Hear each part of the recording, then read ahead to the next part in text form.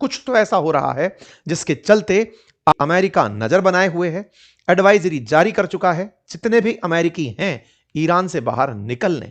इसका क्या मतलब यह निकाला जाए कि अमेरिका ईरान पर कोई बड़ा हमला करने वाला है। अब हो सकता है कि जनता के खिलाफ या प्रदर्शनकारियों के खिलाफ ईरान सरकार जो कार्रवाई कर रही है, अमेरिका उन्हें दबाने के लिए अमेरिका ईरान के सैन्य ठिकानों पर खमनेई को मरवाने को लेकर कार्य कर सकता है। यूएस ने ऐसा पहले भी किया है। अगस्त 2021 की कटिंग देखें, तब यूएस सिटीजन्स को काबुल जाने से रोका गया था। उस समय पर काबुल से अमेरिका बाहर निकल रहा था। बिल्कुल वैसे ही 23 जनवरी 2022 को यूक्रेन में अमेरिकियों को हिदायत दी गई थी। महीने भर के भीतर रशिया यूक्रेन वॉर शुरू हो गया था। रशिया के केस में अक्सर ऐसा रहा है, अमेरिका जब भी ट्रैवल एडवाइजरी जारी करता है, विशेष रूप से जैसे भारत के केस में भी, जब पहलगाम के बाद भारत ऑपरेशन सिंदूर करने वाला था, तब अमेरिका ने जम्मू कश्मीर में ट्रैवल एडवाइजरी जारी की थी कि यहां ना जाएं, और उसके बाद में ऑपरेशन सिंदूर हो गया था। कुल मिलाकर अमेरिका की ट्रैवल एडवाइजरी के मायने होते हैं कि अब अमेरिकी सरकार कुछ करने आ रही है। मार्केट हाई है, देखना होगा कि क्या अमेरिका वाकई में फिर से कुछ करने की तैयारी कर रहा है।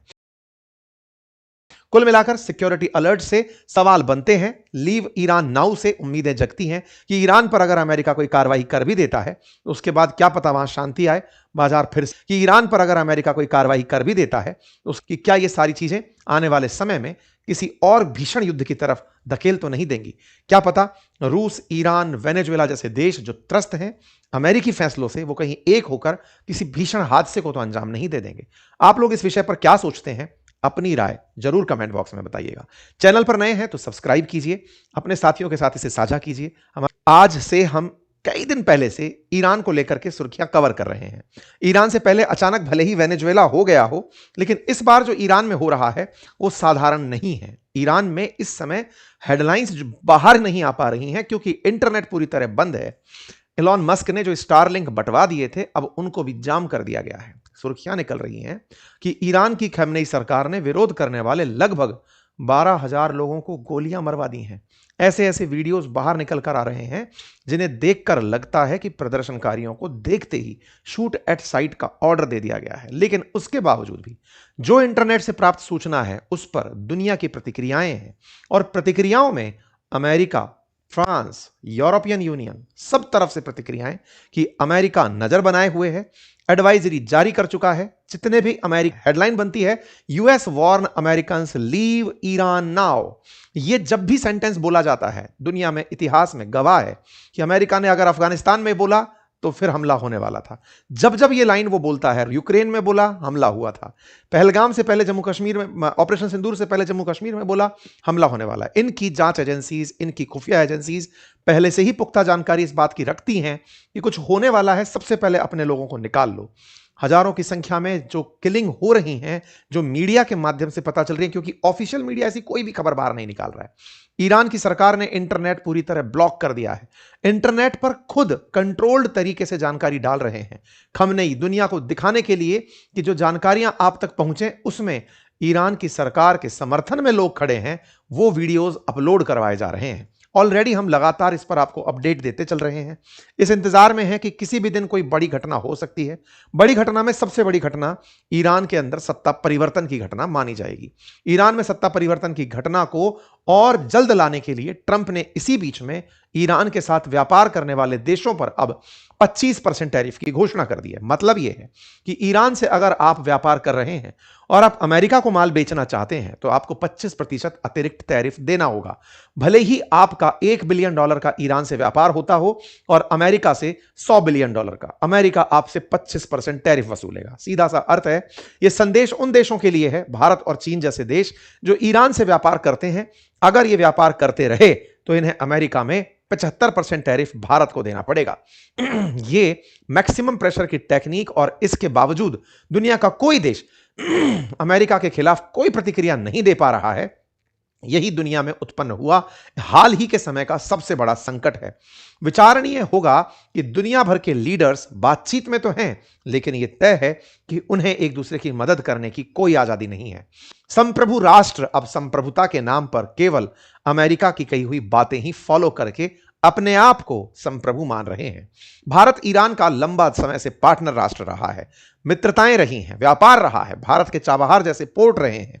हमारे लिए मिडिल ईस्ट में एंट्री का, पाकिस्तान को बाईपास करने का बड़ा रास्ता ईरान रहा है। लेकिन हाल ही के समय में जो अमेरिका के द्वारा प्रेशर टैक्टिक्स अपनाई गई, टैरिफ की जो जो धमकियां दी गई, उनके चलते व्यापार लगातार हाशिए पर चला जा रहा है। खैर, फिलहाल के लिए ईरान के अंदर सरकारें अपने समर्थन में और विरोधी सरकार के विरोध में प्रदर्शन कर रहे हैं। एक फुटेज है, अब देखिए, जो भी तस्वीरें हम आपको दिखाएंगे उसके बारे में फैक्ट चेक हम नहीं कर पाएंगे। क्यों नहीं? क्योंकि कोई ऑफिशियल डॉक्यूमेंट नहीं है। नैरेटिव वॉर भी हो सकता है, फेक मीडिया भी हो सकता है, लेकिन जितना वर्ल्ड के अंदर मैक्सिमम रीच और मैक्सिमम शेयर्स के साथ कि ईरान में जो हो रहा है उस पर सब नजर बनाए हुए हैं। हेडलाइंस में तस्वीरें हैं, कुछ इस तरह से तस्वीरें दिखाई जा रही हैं।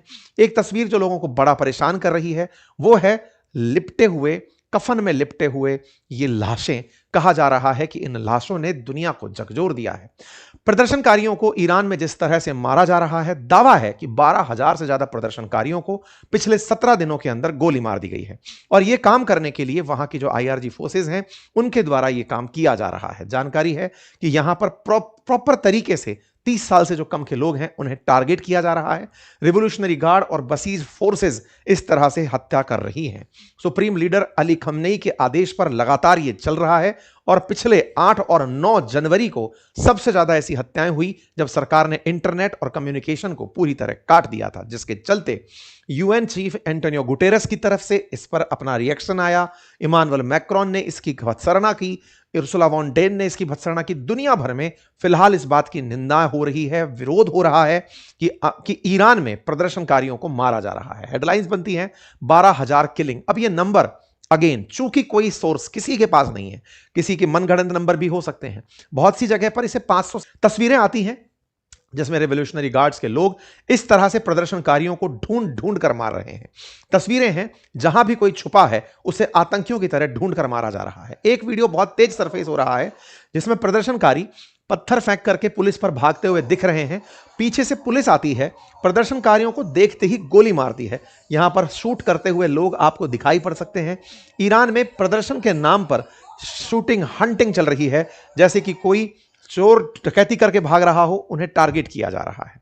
कुल मिलाकर के ईरान के हालात बद से बदतर हो रहे हैं।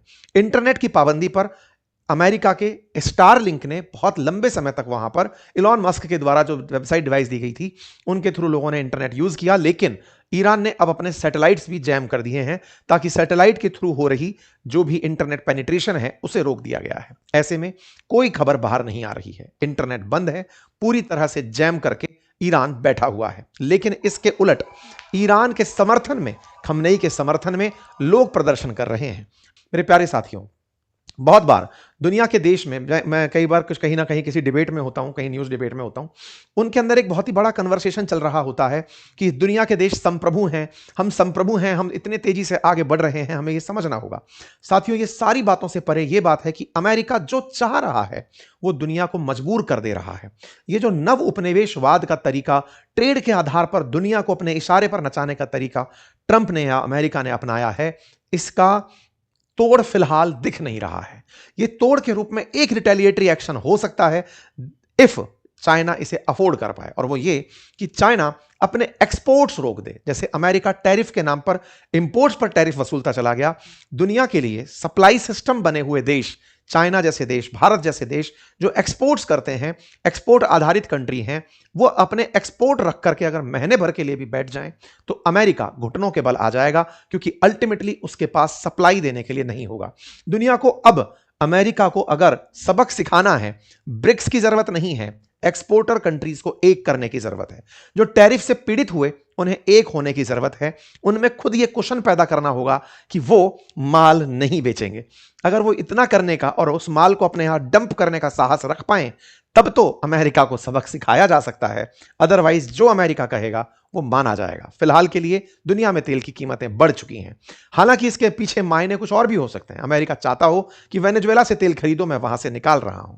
अमेरिका ने पूरी तरह ईरान की करेंसी को कोलैप्स की स्थिति पर पहुंचा दिया है। हाइपर इन्फ्लेशन, ताकि जनता और उग्र होकर सरकार के खिलाफ हो।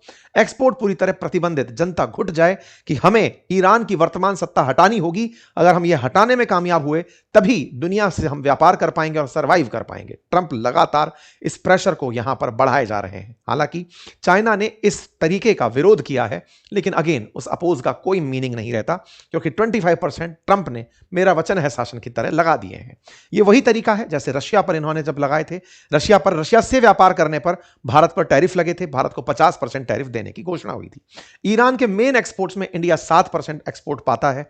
ऐसे में भारत का व्यापार निश्चित ही बाधित होगा। भारत और ईरान के बीच में जो व्यापार है वो लगभग अभी फिलहाल 23-24 के अगर 24-25 का देखा जाए तो $1.5 बिलियन के आसपास था, जिसमें हमारे एक्सपोर्ट्स अधिक थे। और उन एक्सपोर्ट्स में हम राइस एक्सपोर्ट बड़ी मात्रा में करते थे और उसके चलते हमारा राइस का एक्सपोर्ट अब प्रभावित होगा। भारत के अंदर चावल के जो निर्यातक हैं उन्हें नुकसान होगा। ऑलरेडी ट्रेड के अंदर पैसा अटक रहा था। ईरान के साथ व्यापार में पहले ही पेमेंट क्राइसिस चल रहा था। रहा सहा एक्सपोर्ट बाधित होने से भारत के किसानों को इसका नुकसान होगा। इतना ही नहीं, भारत ने चाबहार में जो मिलियंस ऑफ डॉलर का इन्वेस्टमेंट किया हुआ है वो भी कहीं ना कहीं आइसोलेट रह जाएगा। अमेरिका की चाहत है कि अमेरिका के कहने पर जैसे किया जाए वैसे किया जाए, मतलब ईरान से जब वो कहे तब व्यापार करिए, जब नहीं कहे तब मत करिए। तो भारत के निवेश चाबहार पोर्ट में अटके रह जाएंगे। कुल मिलाकर सेंट्रल एशिया तक हमारी पकड़ कमजोर रहेगी।